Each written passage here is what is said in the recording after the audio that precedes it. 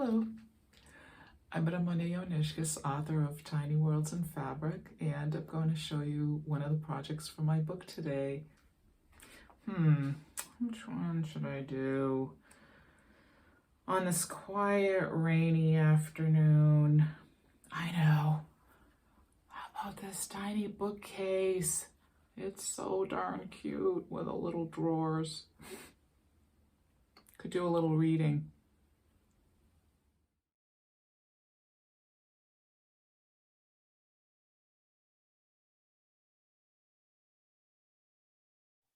So this is fast to fuse for anyone that has not used that before.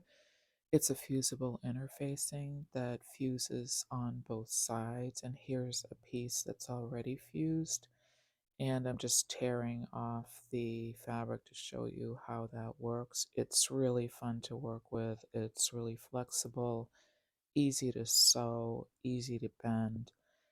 Here's my square that I made for my project.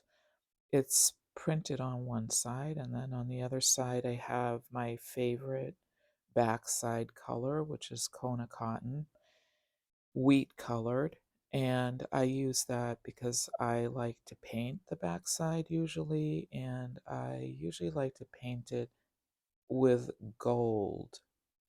And the gold really looks good on that color because it's close to that color. So here are my pattern pieces. I always trace my pattern pieces onto a piece of poster board, and then I draw in the lines and anything that needs to be marked, like those little drawers there that are the little squares.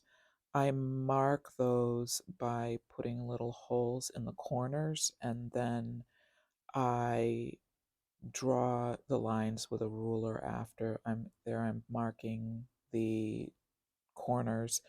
And I also fold the pattern on the lines so that when I'm tracing it onto my fabric, I can just fold up the sides and draw in where the lines go, just like this.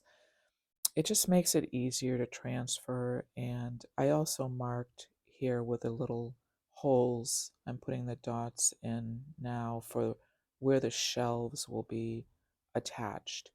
Now I'm going to cut the shelves out of a different piece of fused square, which is Kona cotton wheat on both sides, because I don't want the print on the other side of the shelves. So when I cut out the pieces, once they've been traced onto the square, the sandwich, as I call it, I like to keep all of the little pieces attached. So I cut on the lines, but I don't cut all the way through. I leave the pieces attached by a couple of threads. As you can see here, it just makes it so much easier. If I cut the pieces apart, they very quickly get mixed in with the scraps, and then I end up losing them. So I really prefer to keep them attached like this. It makes it easier. You do have to detach them when you're going to sew them, though, or else they don't fold properly.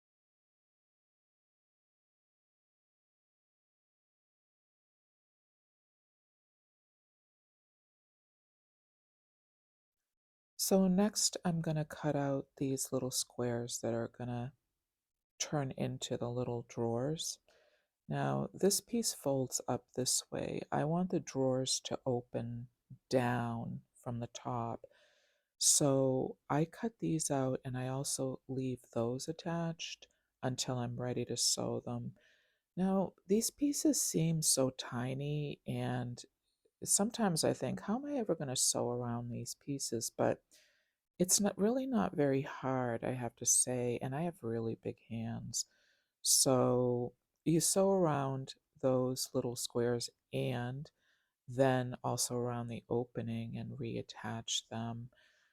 And here they are sewn together. I sewed all of the different separate pieces together. And here's my cute little drawers that are opening up the way I want them to. And that will get sewn on right here.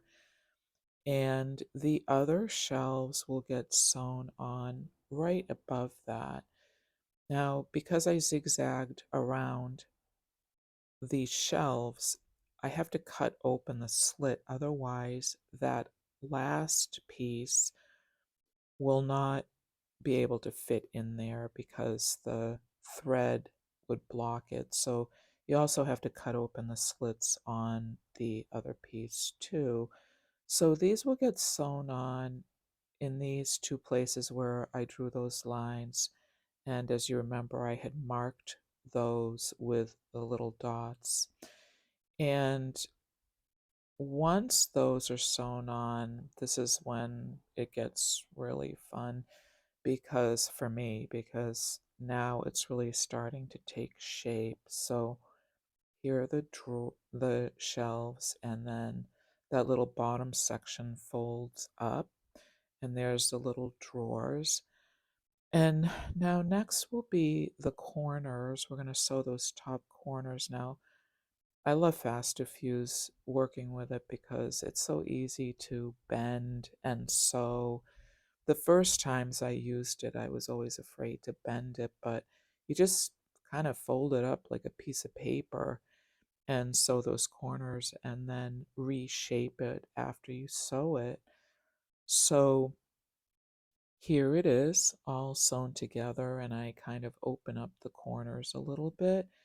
And there's my cute little drawers. Now, this piece is the divider that will separate the shelves and hold them in place.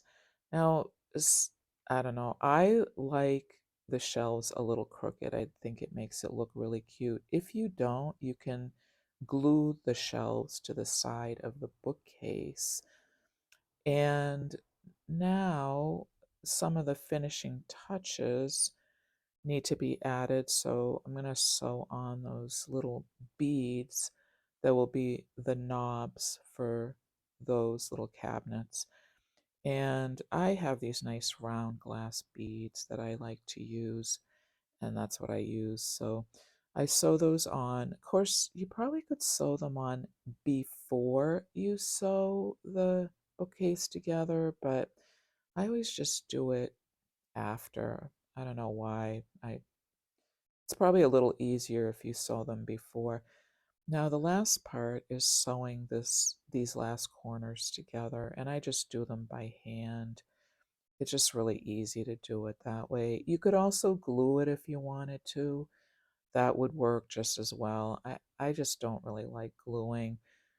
Sometimes too, when I sew on the beads, I never glue on beads. I always sew them on, but you can also sew the beads on and then put a little glue in place so that they don't jiggle around, and it might make them a little bit more secure. So here it is all finished. And of course, the best part comes last, which is loading up your little bookcase with all kinds of decorations. Now, here are some of my beautiful decorations. I get them from a couple of different suppliers that I like, but it's just so much fun putting them into the bookcase and decorating it. So I hope you'll try it. It's really fun.